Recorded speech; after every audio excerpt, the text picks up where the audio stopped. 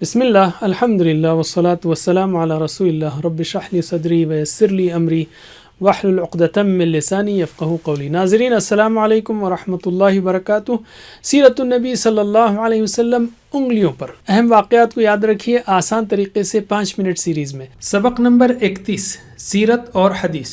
یہ کتنی عجیب بات ہوگی کہ آپ صلی اللہ علیہ وسلم نے جو کام کیے اس کے بارے میں تو ہم پڑھتے رہیں اور آپ نے جو باتیں کہی ہیں اس کے بارے میں کچھ نہ جانیں۔ تو اسی مناسبت سے آج ہم دیکھیں گے سیرت اور حدیث کو۔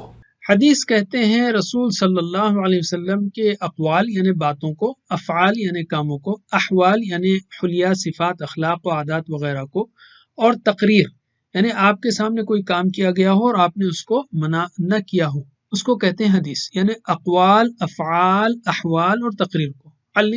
حدیث قدسی ایسی حدیث کو کہتے ہیں جس میں رسول صلی اللہ علیہ وسلم کسی بات کو اس صراحت کے ساتھ بیان کریں کہ اللہ تعالیٰ نے یوں فرمایا، اور اثر کہتے ہیں عام طور پر صحابہ و تابعین کے اقوال و افعال کو۔ حدیث کے 2 حصے ہیں، سند اور متن۔ یہاں ایک حدیث ہے، اس میں کالا حصہ سند ہے اور لال حصہ متن۔ سند یعنی حدیث کو بیان کرنے والے افراد کا سلسلہ، اور متن وہ بات جو حدیث میں کہی گئی۔ مثلا یہاں سند میں ہے علماء رحمہم اللہ کا سلسلہ، بخاری نے سنا حمیدی سے، انہوں نے سفیان سے، انہوں نے یحییٰ سے، انہوں نے محمد سے، انہوں نے علقمہ سے، انہوں نے عمر رضی اللہ عنہ سے سنا کہ وہ فرما رہے تھے کہ میں نے رسول صلی اللہ علیہ وسلم سے سنا۔ اب یہاں سے متن شروع ہو رہا ہے۔ آپ صلی اللہ علیہ وسلم فرما رہے تھے کہ تمام اعمال کا دار و مدار نیت پر ہے۔ سند کی خاطر محدثین نے لاکھوں لوگوں کے حالات محفوظ کر لیے جو سند کے تحت آتے ہیں تاکہ معلوم ہو سکے کہ حدیث صحیح ہے یا نہیں۔ حدیث کی اہمیت، اسلام کو جاننا ہو تو 2 اہم چیزیں ہیں، قرآن اور حدیث۔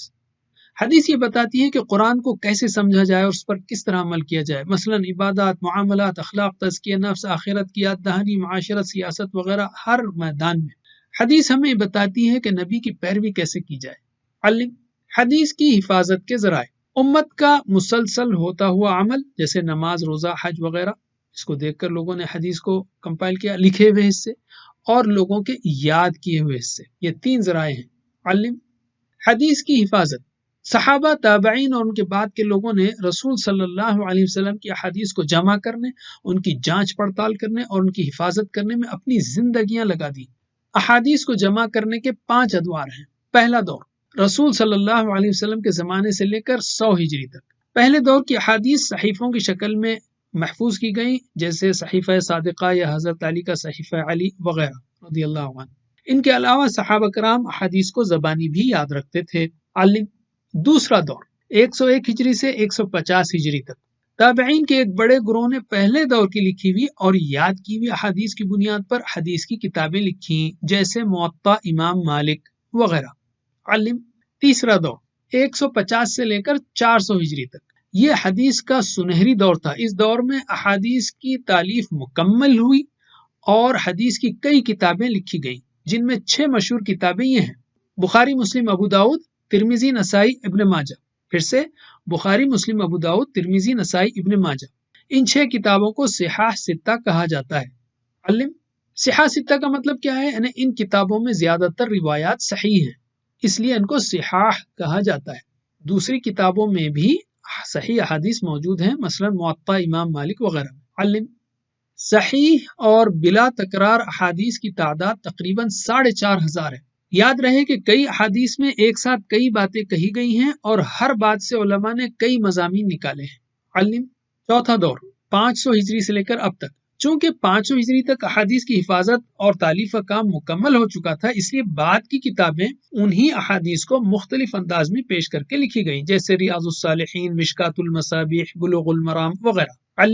غور کیجئے کہ اللہ نے ہمارے پاس بہترین رسول صلی اللہ علیہ وسلم کو بھیجا، آپ نے ساری عمر ہماری تربیت کی خاطر ہر چیز کی تفصیل بیان کی، ہزاروں صحابہ، پھر لاکھوں تابعین و تبع تابعین اور علماء نے ان احادیث کی حفاظت کرنے، اس کو امت تک پہنچانے کی ہر ممکن کوششیں کی تاکہ ہمارا فائدہ ہو۔ تو کیا ہمارے پاس روزانہ احادیث کو پڑھنے کے لیے کچھ منٹ بھی نہیں؟ اللہ ہمیں توفیق دے پڑھنے کی۔ جزاکم اللہ خیر۔ کوئز کرنا مت بھولیے۔ اللہ سے دعا ہے کہ ہمیں سیرت النبی صلی اللہ علیہ وسلم پڑھنے، پڑھانے، عمل کرنے، پھیلانے کی توفیق دے۔ والسلام علیکم ورحمۃ اللہ وبرکاتہ۔